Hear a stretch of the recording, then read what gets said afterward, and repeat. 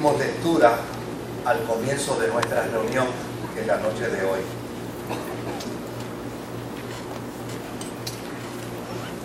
Y desde luego quisiéramos resumir lo que el capítulo 2 del Evangelio según San Mateo nos dice en términos del mensaje bíblico de la Navidad. El domingo pasado, en la noche, estuvimos presentando una serie de pasajes bíblicos del Antiguo Testamento que confirman el que Jesucristo es el Mesías, es el Hijo de Dios, como resultado de más de 300 evidencias bíblicas antiguo-testamentarias que así lo presentan.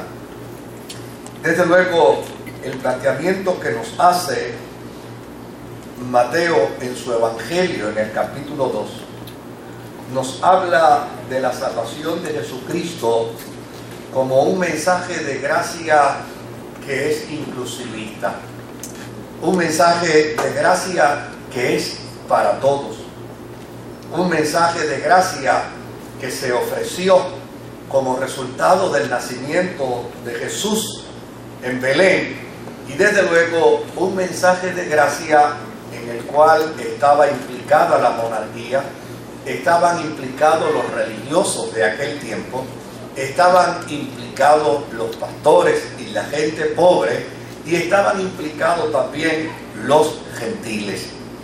En ese mensaje se demarca precisamente la tesis del apóstol San Pablo en su carta cuando dice que así como en Adán todos mueren, en Jesucristo todos son vivificados.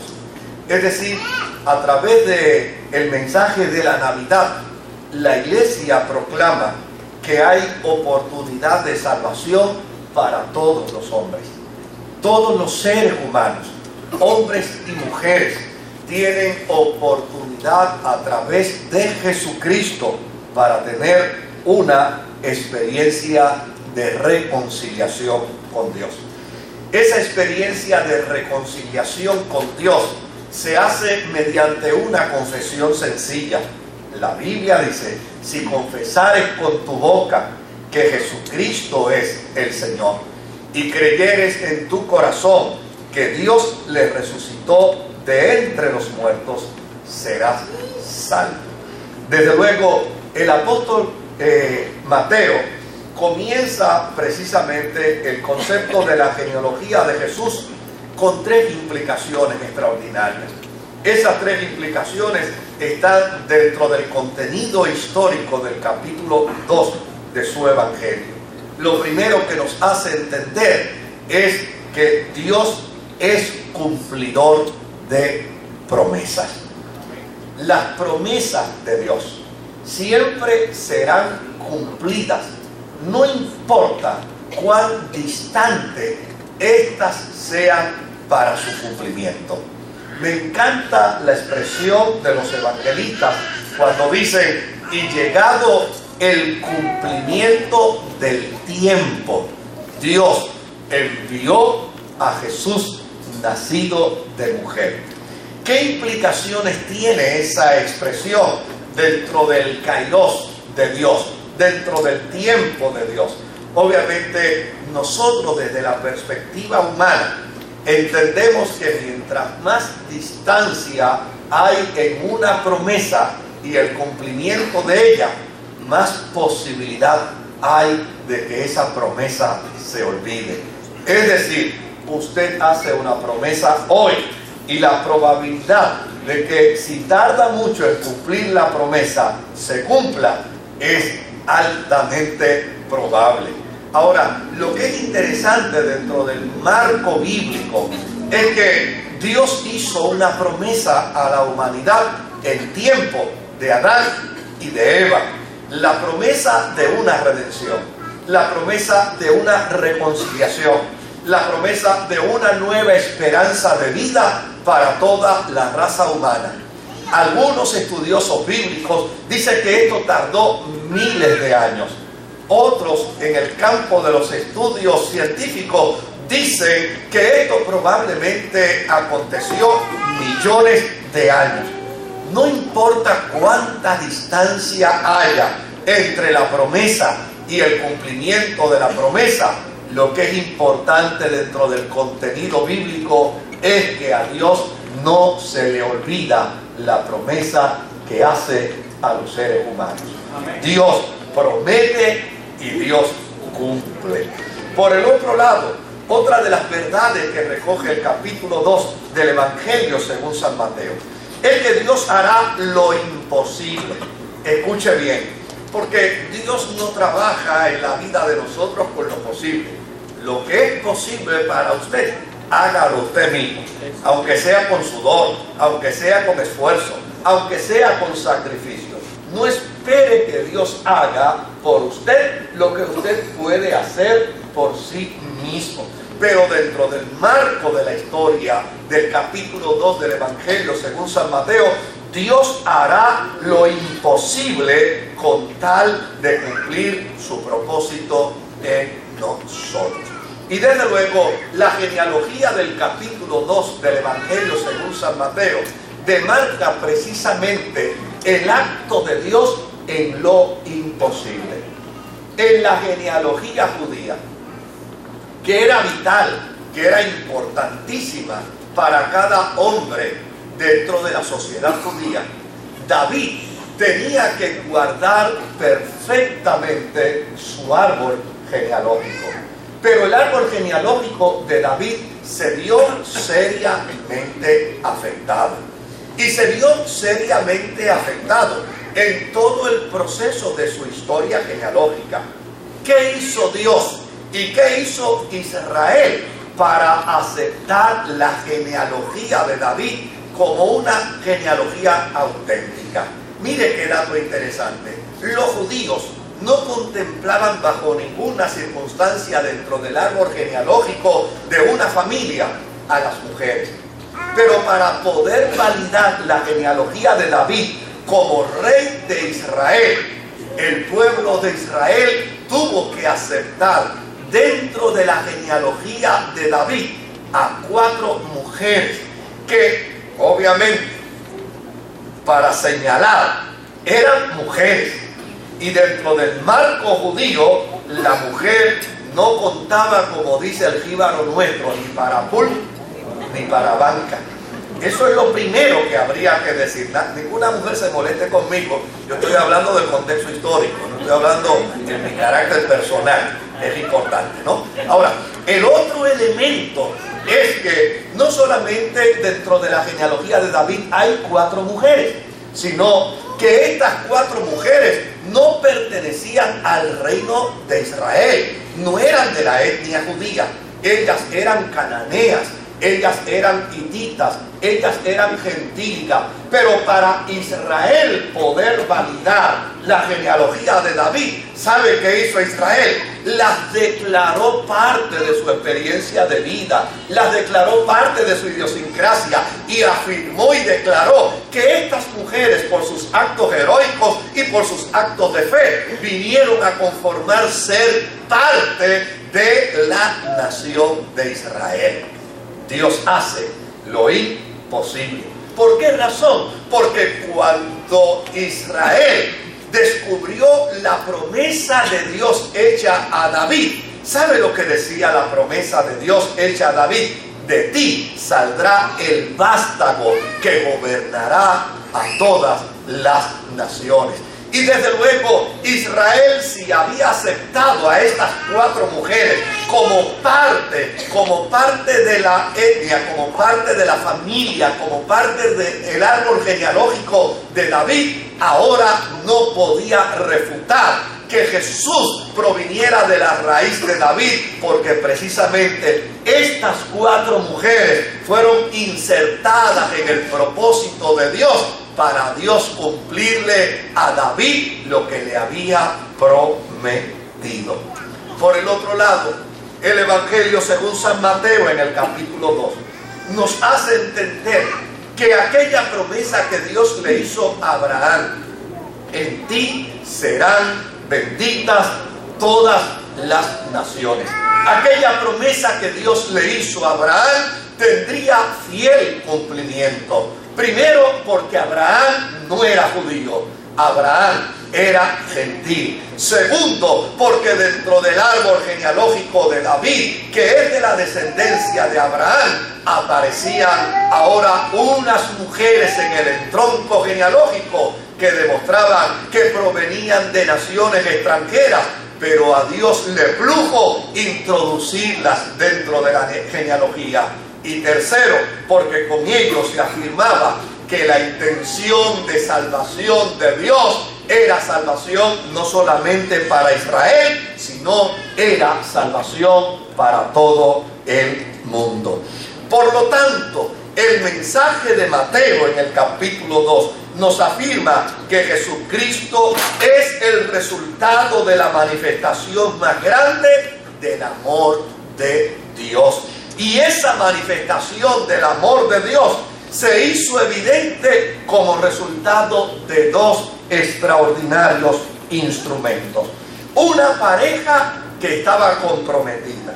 Es importante señalar que cuando en la historia de José y de María se habla de su compromiso, esto era parte del proceso cultural que había en aquel tiempo.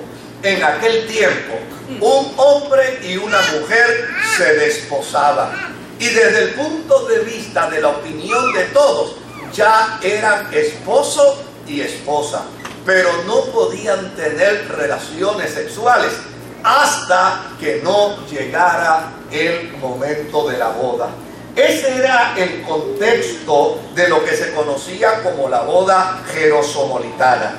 Ahora, lo interesante dentro de este proceso es que esta era una pareja que estaba comprometida, pero que todavía no habían tenido una experiencia de consumación de su matrimonio. Y desde luego, Dios los utilizó como instrumentos de gracia para de esta manera involucrarlos dentro del propósito y de la voluntad de Dios para hacer que el verbo se hiciera carne. Pero desde luego, esta no fue una experiencia normal. Esta tuvo que haber sido una experiencia de profunda crisis. Nosotros muchas veces vemos la historia de José y de María como algo ya ordinario.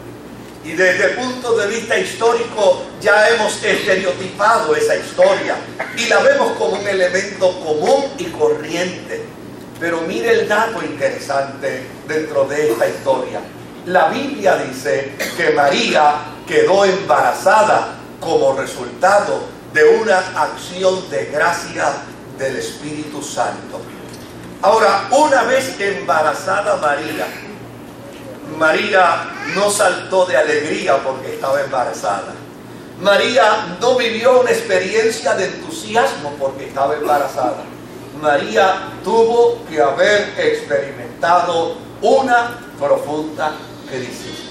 Porque el choque de su realidad, de su estado de gestación, versus la realidad con la que tenía que enfrentarse ante su sociedad, era una experiencia que exigía una profunda crisis. Lo que es extraordinario dentro de esta historia es que María era una mujer de unas cualidades extraordinarias, era una mujer de unas cualidades maravillosas, era una mujer de unas cualidades muy dignas. Y cuando Dios miró desde el cielo, vio en María el instrumento extraordinario para hacer cumplir en ella su propósito y su voluntad. Ella no entendía lo que estaba sucediendo. Ella no tenía comprensión cabal de lo que estaba pasando en su vida. De seguro lo que había en ella era susto, era miedo, saber que podía ser acusada, saber que podía ser apedreada, saber que podía vivir una experiencia de vergüenza y de dolor. Pero por encima de ello, ella se prestó para ser instrumento de Dios e instrumento del Espíritu Santo. En medio de su temor, en medio de su ansiedad, María le dijo a Dios: yo soy tu sierva. En otras palabras, le dijo: yo soy tu esclava, hágase en mí como tú quieras. Y a mí me parece que ese es un testimonio extraordinario para nosotros en el siglo XXI. Es la invitación a una concienciación clara, porque muchas veces usamos el concepto de siervo y de sierva como un elemento vanaglorioso, como un elemento de arrogancia, como un elemento de orgullo. A veces inclusive confrontamos a los demás, amenazándolos con decirles que somos siervos y somos siervas del Señor. Sin embargo, no podemos perder de perspectiva que cuando nos reconocemos siervos y siervas, lo que estamos diciendo es: somos esclavos del Dios soberano. Y siendo esclavos del Dios soberano, nos sujetamos a su voluntad, nos sujetamos a su precepto, nos sujetamos a lo que Él quiera hacer en nuestra vida, con tal de que su voluntad sea realizada.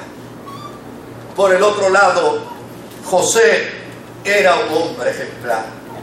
Si mucho podemos decir de María, de la misma manera mucho podemos decir de José. José se percató de la gestación de María.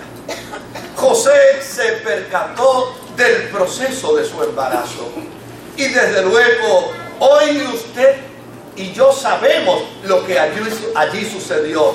Pero en el momento en que José descubrió el embarazo de María, José no sabía lo que había sucedido. ¿Qué pasó por la mente de José? ¿Qué pasó por el pensamiento de José? Yo estoy seguro que usted debe saber lo que pasó por su cabecita. No puede ser tan ingenuo como para no saberlo. José pensó que María había cometido un gravísimo error. José pensó que María lo había defraudado. José pensó que María le había fallado. Pero ¿sabe cuál es el dato extraordinario que pone a José en la posición de un hombre de carta cabal? Que llana y sencillamente, cuando José descubrió lo que él humanamente interpretó en el proceso, la primera determinación que tuvo fue no difamar a María. ¿Cuánta verdad encierra esta historia? ¿Y cuánto nos dice esta historia? Porque déjeme decirle algo: nosotros los seres humanos amamos hasta que nos tocan. Nosotros los seres humanos queremos hasta que nos pisan. Nosotros los seres humanos queremos hasta que nuestros intereses no se vean afectados. Pero una vez se ven afectados, muchas veces lo que manifestamos como sentimientos de amor se convierten en sal y agua y somos capaces de difamar a cualquiera. José es un digno ejemplo para el hombre y para la mujer de hoy. A fin de cuentas, de que entendamos todos que en la posición cristiana la difamación no puede ser parte del proceso de nuestro carácter de vida. José entendió con perfecta claridad que él prefería asumir la postura de culpable. Cuando la historia de Mateo dice que él decidió huir, ¿sabe por qué decidió huir? Porque llana y sencillamente la ley de Moisés decía, la ley levítica decía, que ambos tenían que ser apedreados. Pero él, para eximir a María de culpa, quería salir huyendo, de tal manera que entonces se pensara que él había sido el responsable, que él había sido la persona que se había aprovechado de la dignidad de María, y ante ello entonces exoneraba a María de culpa y él asumía toda la responsabilidad. responsabilidad. ¿Qué falta nos hace ver ese valor y ese principio como cristianos hoy? Cuando le echamos la culpa a todo el mundo. De mi vida de alcoholismo tiene culpa papá, mamá, mi tío, mi tía, mi primo, mi prima. De mi vida de drogadicción tiene la culpa todo el mundo menos yo. De mis errores y de mi falta tiene la culpa el marido y la marida, los hijos y las hijas. Desde el proceso de responsabilidad yo le asigno responsabilidad a todos los que están en mi entorno. Pero a fin de cuentas el proceso de vida cristiana en José demarcaba un norte. Es mejor vivir aceptando una culpabilidad antes que injuriar y calumniar a los que están en nuestro entorno. José sabía cubrir las faltas del ser que amaba, porque eso es importante para la vida. Necesitamos aprender a cubrir las faltas de aquellos a quienes amamos, porque muchas veces nos tomamos como una gente que tendríamos que decir, como decía la canción, qué manera de amar, qué manera de querer, cuando llana y sencillamente no estamos dispuestos a cubrir las faltas de los que amamos. Por el otro lado, la historia nos dice que como resultado del carácter y de la vida de José, el ángel de Jehová se le apareció y le hizo saber a José que llana y sencillamente lo que acontecía en María no era fruto de una infidelidad, no era fruto de un acto malsano de ella, sino más bien era fruto de la acción del Espíritu Santo. Y cuando el Espíritu Santo le hizo saber a José la función y el propósito de Dios, oiga lo que hizo José: le prestó a Dios lo que podía resultar en su indignidad. José sabía que mucha gente tal vez no le creería su historia. José sabía que tal vez mucha gente no le creería su cuento. José sabía que tal vez mucha gente podría burlarse de su realidad. Pero llana y sencillamente, él le prestó a Dios lo que podía resultar en su indignidad, porque a fin de cuentas, lo que es importante en la experiencia de la vida cristiana no es nuestra imagen. Lo que es importante en la experiencia de la vida cristiana no es la opinión que otros puedan tener de nosotros. Lo que es importante en la vida cristiana es que la imagen de Jesucristo sea lo que resalte en nuestra vida. Desde luego, Mateo plantea la historia con profunda precisión. Mateo presenta la historia con profundo cuidado. Él es el que se encarga de decir que Jesús nació en Belén para que se cumpliera la Escritura. Él es el responsable de decir que Dios lo llamó desde Egipto, lo envió desde Egipto para que se cumpliera la Escritura. Él es el responsable de decir que entonces se crió en Nazaret para que se cumpliera la Escritura, donde le llamarían Nazareno. Ahora, otro dato que nos presenta Mateo es que José era descendiente de la familia de David, porque él querrá decirnos, Dios se encargó de cumplir su propósito al pie de la letra y hizo a José padre de Jesús.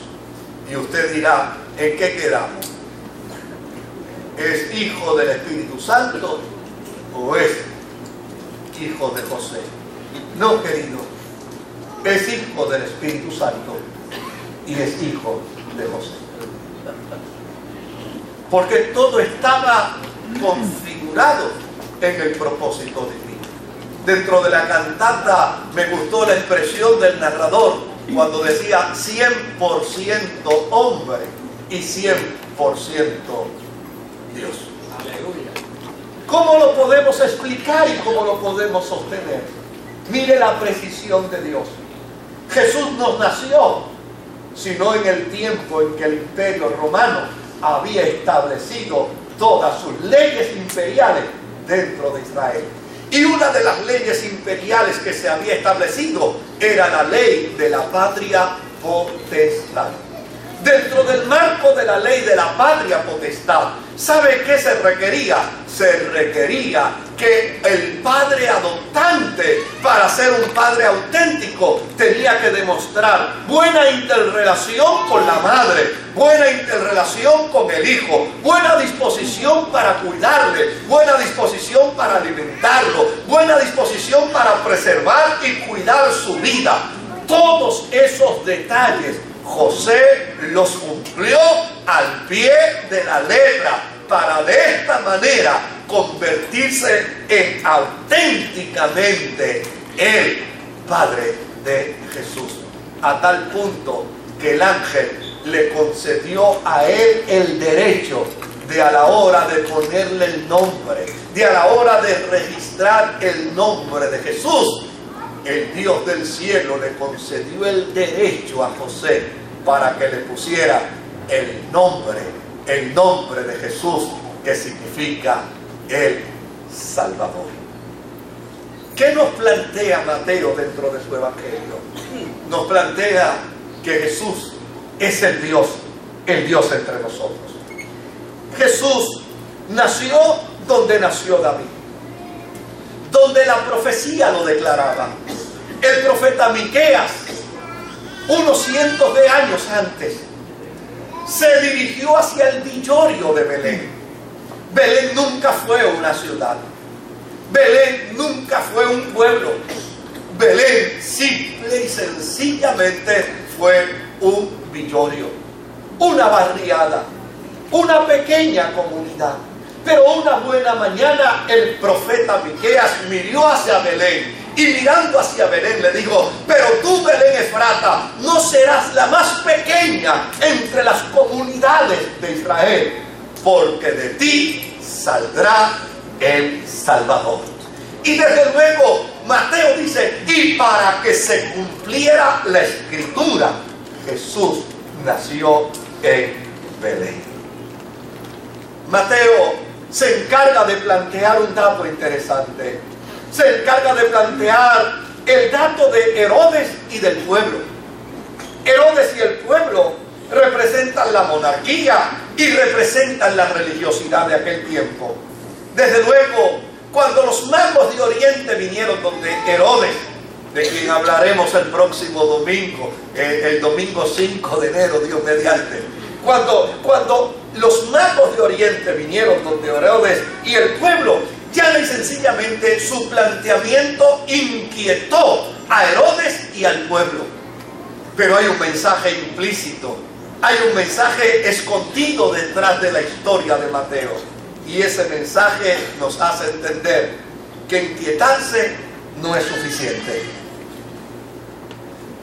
La sociedad no se le cuenta la inquietud de su celebración de Navidad como mérito salvífico. Nadie se salva por celebrar la Navidad. Nadie se salva por poner bombillas en su casa, ni por hacer un pesebre y poner 3 reyes magos de plástico en el patio de la casa. Lo que se requiere para la experiencia de la salvación es mucho más que una mera celebración de la Navidad. Lo que se requiere es un reconocimiento pleno de que aquel que nació en Belén es el Hijo de Dios. No meramente como resultado de lo que demarca la historia, no meramente como resultado de lo que la historia nos afirma y nos confirma cuando llana y sencillamente ha dividido el pasado histórico en el tiempo antes de Jesús y en el tiempo después de Jesús, sino tiene que ser como resultado de una acción de convicción y de fe, entendiendo que el niño que nació en el pesebre es un regalo maravilloso de Dios para reconciliarnos a todos con Él. Desde luego, la religión del tiempo de Jesús reconoció que Jesús nacería tal y como era profetizado. pero a fin de cuentas su indiferencia no les permitió vincularse a la experiencia de la celebración de su nacimiento, que a fin de cuentas es la postración ante Él. Lo que es maravilloso dentro de la historia de Mateo es que siempre habrá Herodes, pero también habrán reyes magos, pero también habrá pastores de rebaños, pero también habrá gente humilde y sencilla que correrán hasta el pesebre, no meramente para celebrar la Navidad como resultado de una respuesta emotiva o de una respuesta emocional, sino para celebrar la Navidad como resultado de una profunda convicción de que ha nacido en la ciudad de David un Salvador, que es Cristo el Señor. Este año ha sido un año interesante en el proceso de la celebración de la Navidad. Ha sido un año donde se ha contemplado y donde se ha mirado la experiencia de la Navidad como una oportunidad para lograr salvar la economía del país y de los estados.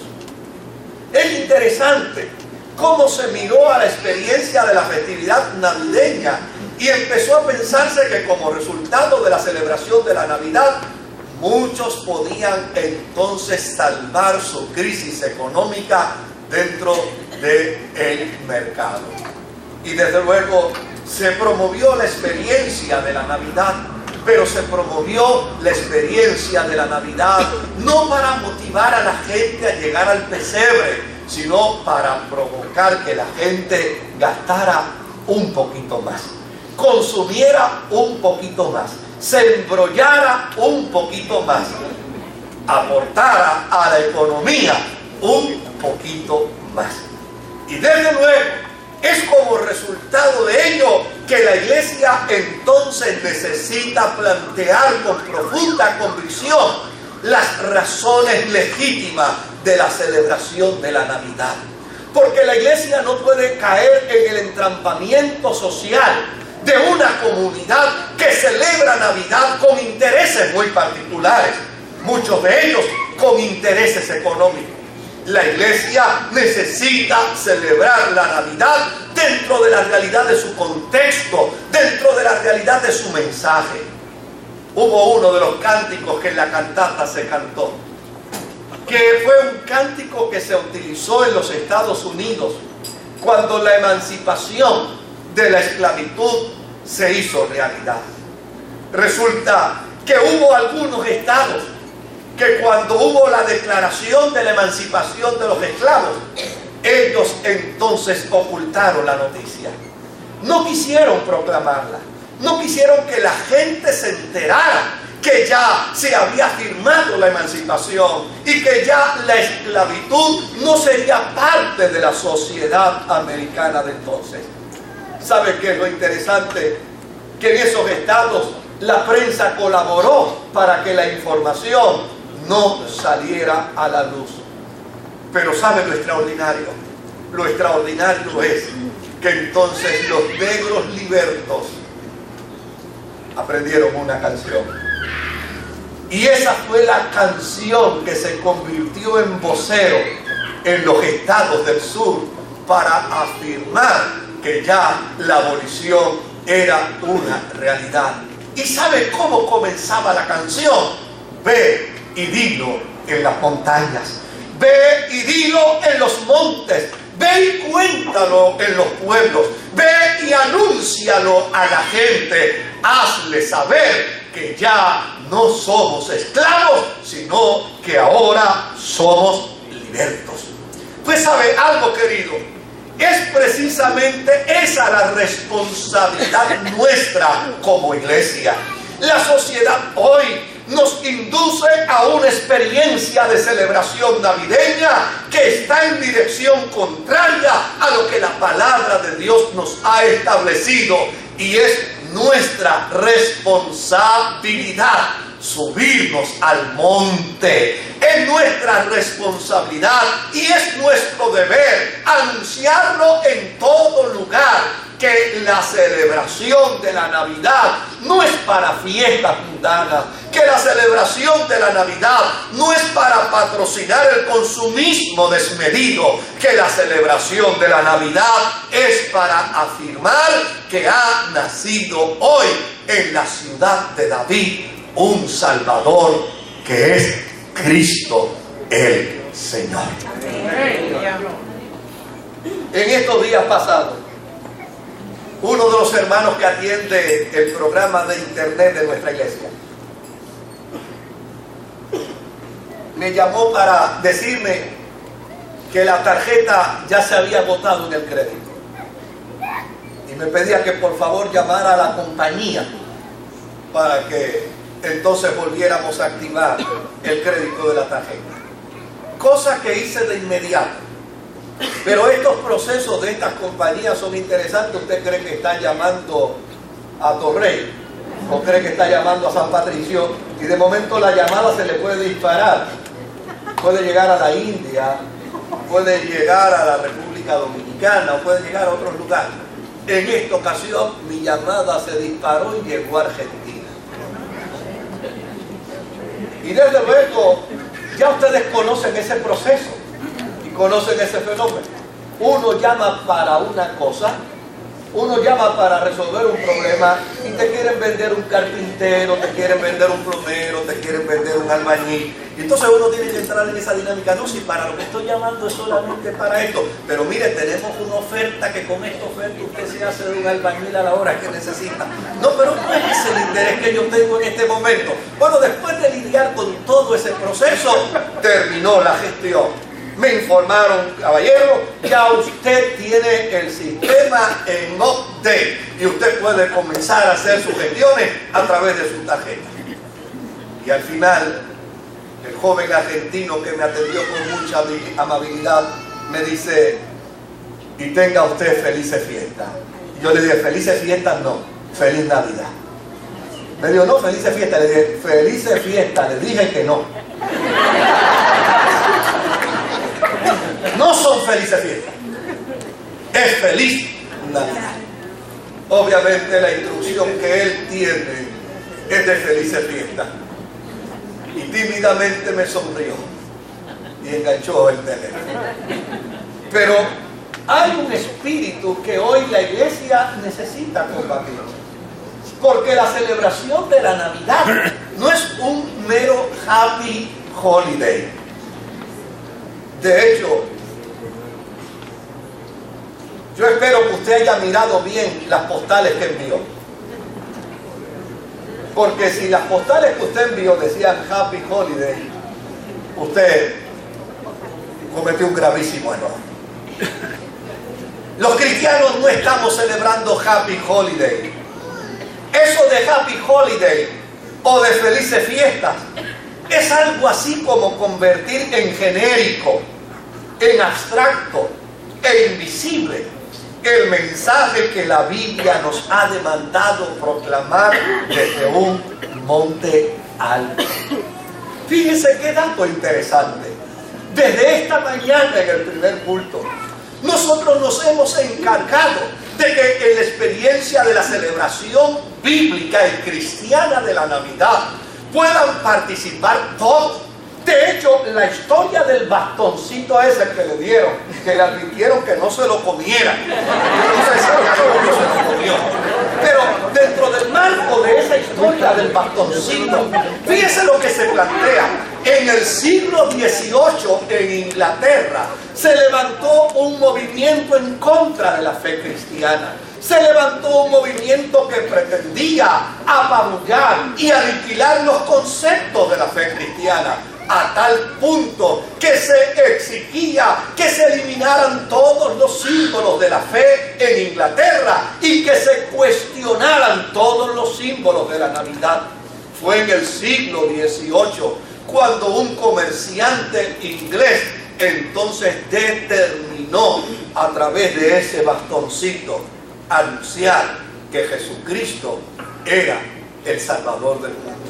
Nosotros desde el punto de vista de la fe, como comunidad, hemos querido que nuestros niños se involucren. Hemos querido que nuestra festividad de Navidad sea una festividad que esté en acorde con los valores de nuestra fe, porque a fin de cuentas nosotros no estamos celebrando un Happy Holiday. Nosotros estamos celebrando el día que el Verbo de Dios se hizo carne y habitó entre nosotros, y nosotros vimos su gloria como la del unigénito del Padre. Al pasar de los años, hemos estado observando que esta extraña intromisión pervierte y destruye con su lenguaje los verdaderos valores de la fe cristiana. Desde luego no existe una organización, no hay un individuo o una entidad que lo estructure, pero esa expresión adviene de una falsa consideración a quienes no patrocinan la fe cristiana y los valores que representamos. Y déjeme decirle algo, queridos, en esta noche. Y yo, con toda honradez, no tengo preocupación si sueno irónico. No me preocupa. Pero yo quiero decirlo con perfecta claridad. El ateo tiene derecho a ser ateo. Y el que no quiere creer tiene derecho a no creer. A lo que no tiene derecho es a exigirme a mí que porque él no cree, yo deje de creer. A eso no tiene derecho, bajo ninguna circunstancia. En cierta ocasión yo estaba conversando con un guía turístico en Jerusalén. Estábamos conversando. Y dentro de nuestra conversación, mire lo que salió a relucir. Él me dijo, nosotros no creemos que Jesús es nuestro Salvador. ¿Y sabe qué le dije? Yo te voy a probar a ti que Jesús es el Salvador de Israel. Te lo voy a probar. Y me dijo, ¿cómo me lo vas a probar? Le digo, contéstame, ¿cuántos de los millones de turistas que vienen anualmente a Israel vienen a verte la cara a ti?